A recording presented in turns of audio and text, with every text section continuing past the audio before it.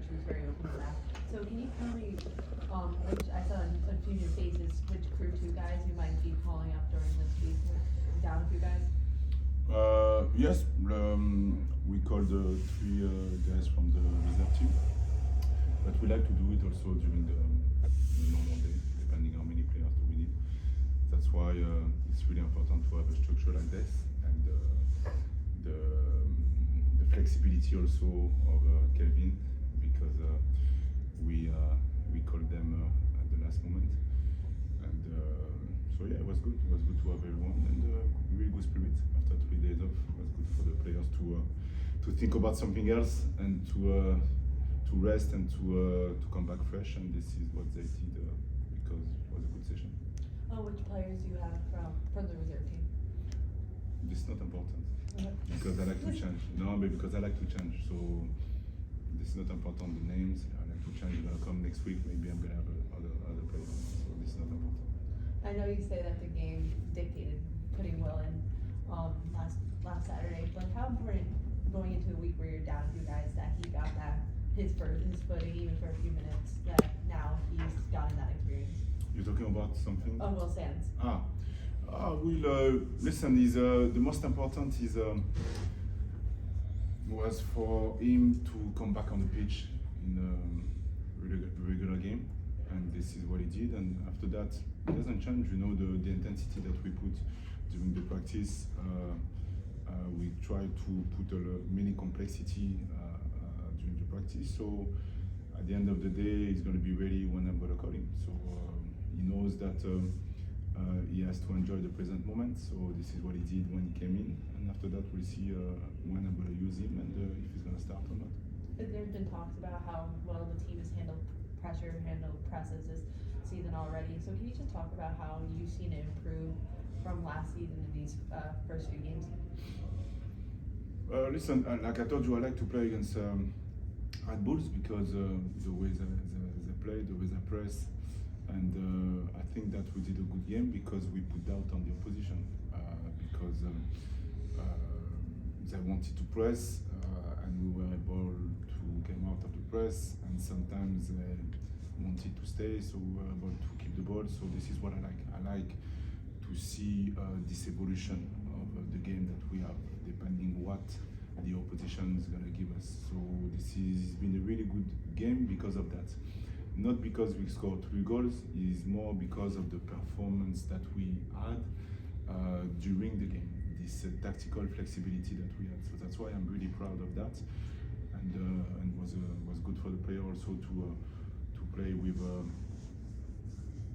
a really good intensity team, knowing that we played 5 games in a row in 14 days, something like that. So I was impressed, but not in a pejorative way or in a negative way, more in a positive way.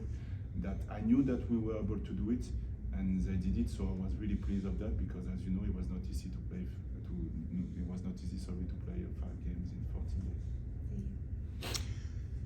Coach, you're going into bless you. Thank you.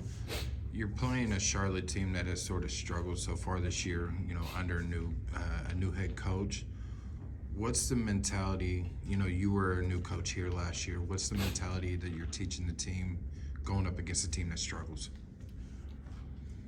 Listen, we are all unique. So me, I'm gonna think something, and maybe the coach gonna think something different.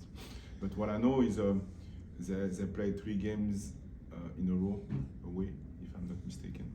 So they are waiting after us. So they are ready to play against us. I know that they want to do well. Again, it takes time, you know, to put everything in place. So, but I know that they're going to be ready against us with a big crowd and a turf also as a pitch. So no, I expect a good game. I expect a big intensity. I expect like every game, there are no easy games. It's going to be a difficult game for us to play against them. And so we have 3 days to prepare the game, but I expect a really difficult game, yes. And how do you prepare for a game that's going to be in front of a crowd like Charlotte has, you know, the 25,000 plus that they can put in there in the stadium. How do you prepare the team for that? I love it. My player knows that I love this kind of game because it's a good exercise to stay on the task, knowing that we're gonna have. When we played last year, it was a really good game because the energy was there. Their fans were pushing a lot, and that's why for me it's gonna be a game against 12 men. So the idea is. Again, to stay focused on us, knowing that we're gonna have to adjust certain things, and compete, and yeah, that's it. This is for me the only recipe. And with all the players that's getting called up, how big is it having a utility player like Sean?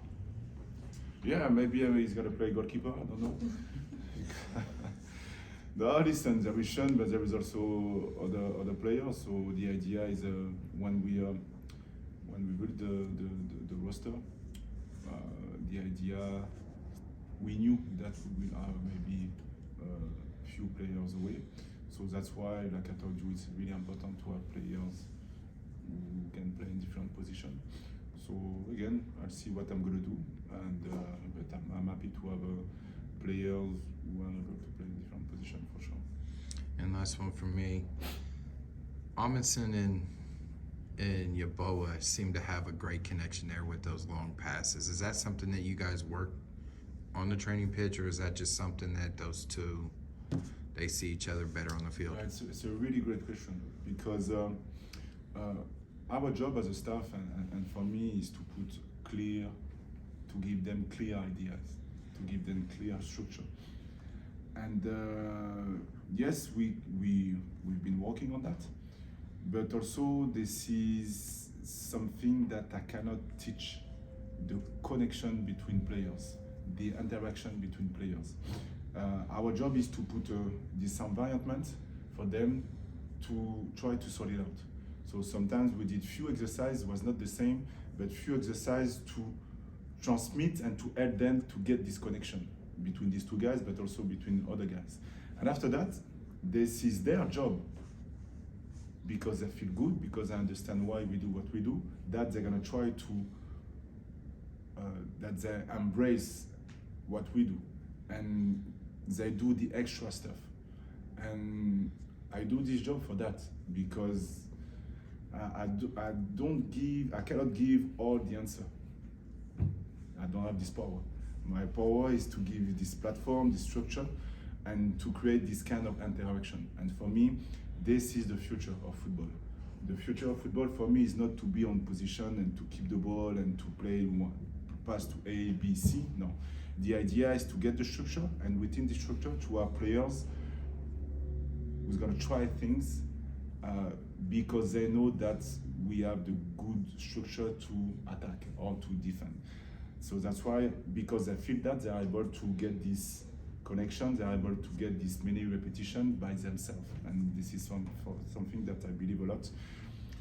Because to create this uncertainty for the opposition, we need to get players to create things, or by doing things like this, or by moving all over the pitch at the right moment. Thanks, Coach.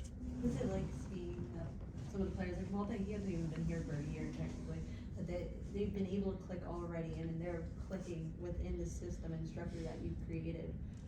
In a year is still a short amount of time. Yes, because for me, yes, time is important, but I think clarity is better.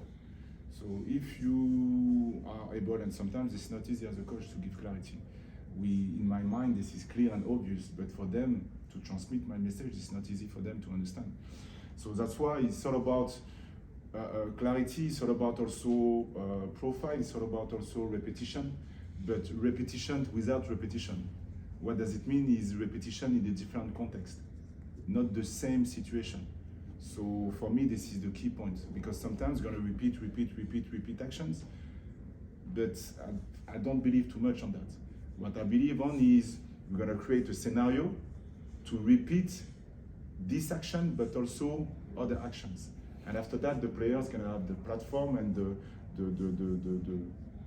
the concept in place, and they're gonna be able to adjust themselves and to try it. But Sheba can do it also. Steven can do it. He's been on the left side because we have Yao is a winger.